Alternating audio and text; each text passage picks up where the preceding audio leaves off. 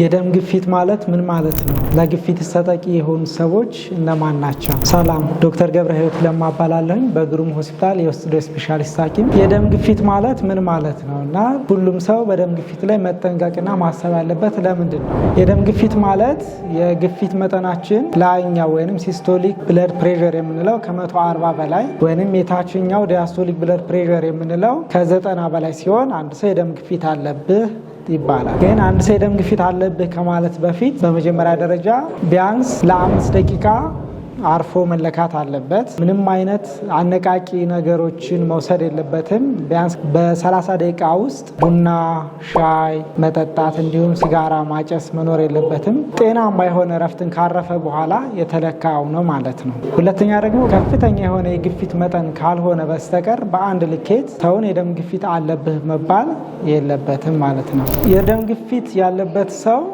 ምልክቱ ምን ሊሆን ይችላል? የደም ግፊት ያለበት ሰው ብዙ ጊዜ ምልክት የለውም። ብዙ ጊዜ የሚመጣባቸው በጣም ትንሾቹ ላይ ነው።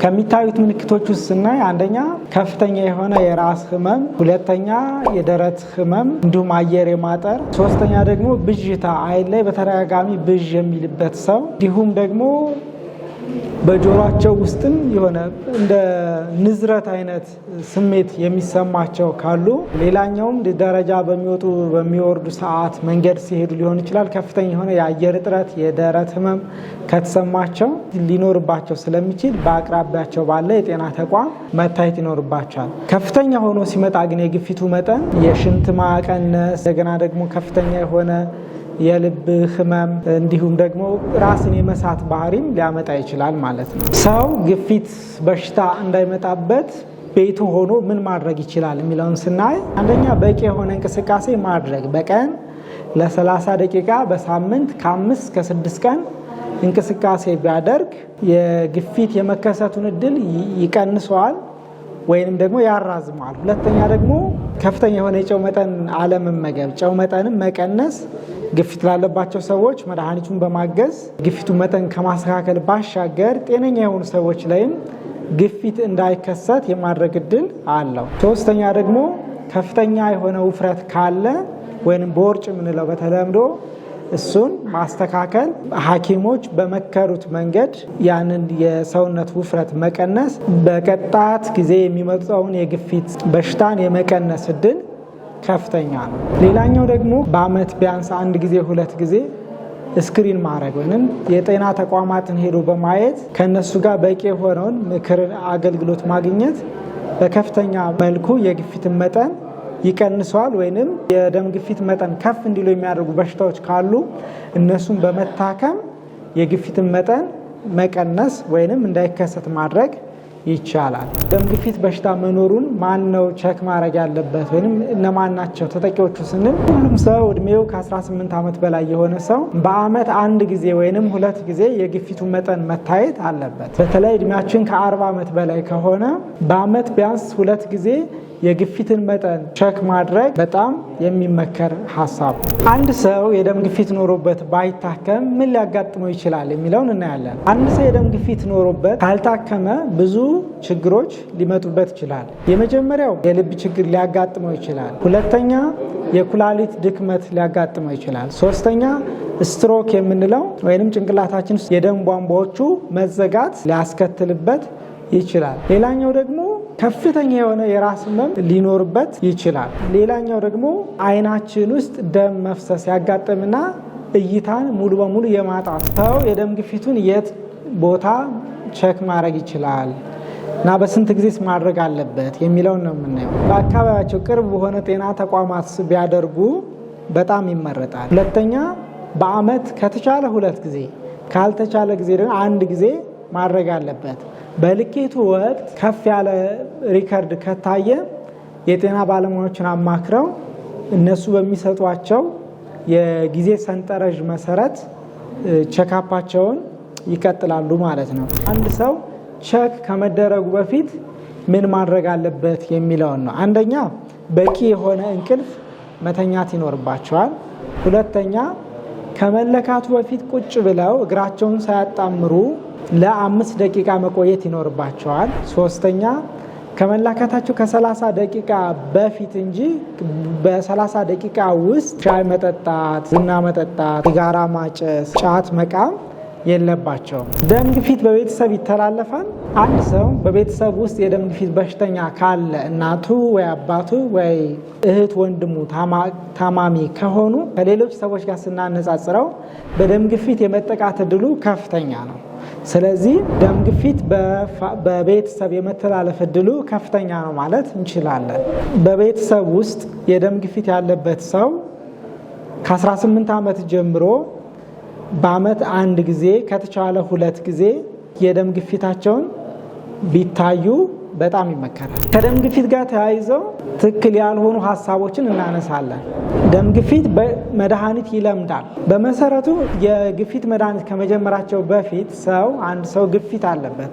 ስለዚህ የመድኃኒቶቹ ስራ ግፊቱን ወደ ነበረበት ወይንም ለጤና ጎጂ ወዳልሆነበት ዝቅ ማድረግ ነው እንጂ የመልመድ ያለመልመድ ችግር የለበትም ማለት ነው። ሰው የግፊት መድኃኒቱን ጀምሮ ቢያቋርጠው ችግር ይደርሳል፣ ሊደርስ ይችላል።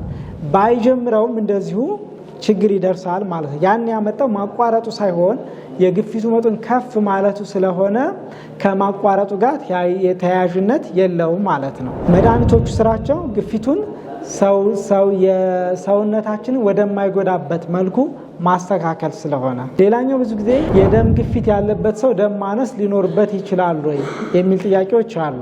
ደም ማነስና ደም ግፊት የተለያዩ ናቸው። ደም ግፊት ፕሬሸሩን ነው የምንለካው።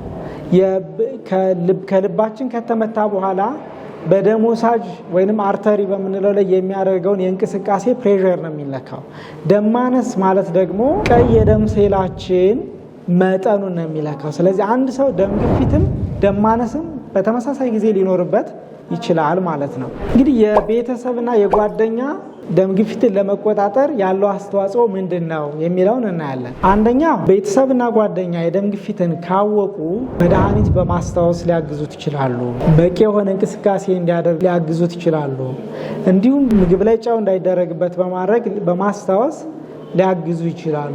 ሌላኛው ደግሞ በጣም የሚያግዙት ምንድነው? አንድ ሰው ግፊት አለበት ሲባል የመጨነቅ ባህሪ ይኖረዋል። ስለዚህ ያን ጭንቀቱን በማጋራት ወይም የሶሻል ስትረስ የምንለውን በመቀነስ በከፍተኛ መልኩ ያግዙታል። ያ ደግሞ ጭንቀቱን መቀነሱ የግፊቱን መጠን እንዲቀንስ ወይም መድኃኒቶቹ በደንብ እንዲቆጣጠሩት በማድረግ ያግዙታል ማለት ነው። ደም ግፊትን በቀላሉ እንዴት መቆጣጠር ይቻላል የሚለውን ነው። በጣም በቀላሉ ለመቆጣጠር የመጀመሪያ ሰው ማድረግ ያለበት ግፊት ካለበት በአቅራቢያው የሚገኙ የጤና ባለሙያዎችን ማግኘት፣ ከተቻለ የውስጥ ደዌ ስፔሻሊስት፣ ካልተቻለ ደግሞ ማንኛውንም የጤና ባለሙያ ማግኘት እና ማማከር። በሁለተኛ ደረጃ ደግሞ ታዘዘለትን መድኃኒት በአግባቡ መውሰድ። ሶስተኛ ደግሞ ተጓዳኝ የሆኑ አካል ብቃት እንቅስቃሴ ማድረግ፣ የጨው መጠንን በምግብ ውስጥ መቀነስ። በጣም ጭንቀት የበዛባቸው ስራዎች ላይ የሚሰሩ ከሆነ ለነዛ ተመጣጣኝ የሆነ እረፍትን ማድረግ ግፊቱን ሰውነታችን ውስጥ ምንም አይነት ጉዳት ሳያደርስ በቀላሉ መቆጣጠር እንድንችል ያደርገናል። የደም ግፊት ያለባቸው ሰዎች ስለ ደም ግፊት በቂ እውቀት የት ያገኛሉ የሚለው እናያለን። የመጀመሪያ የሚያገኙት ከሚያክማቸው ሐኪም መጠየቅ ነው። ስለሚሰማቸውን ማንኛውንም ከደም ግፊት ጋር ተያይዞ ያሉ ጥያቄዎቻቸውን እንዲሁም የሚሰማቸውን ስሜቶች መጠየቅ የተሻለ እውቀት እንዲያገኙ ያደርጋቸዋል።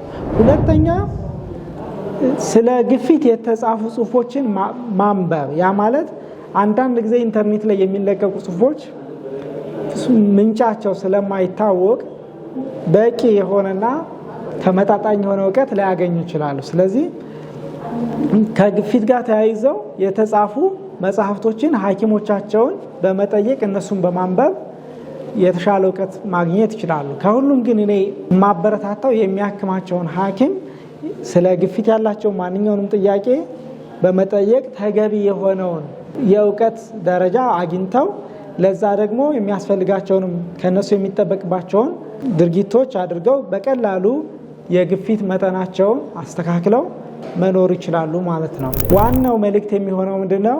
አንድ ሰው እድሜው ከ18 ዓመት በላይ ከሆነ በአመት አንድ ጊዜ ከተቻለ 2 ጊዜ በአቅራቢያው በሚገኝ የጤና ተቋም ጋር በመሄድ ግፊቱን ቸክ ማድረግ ይኖርበታል።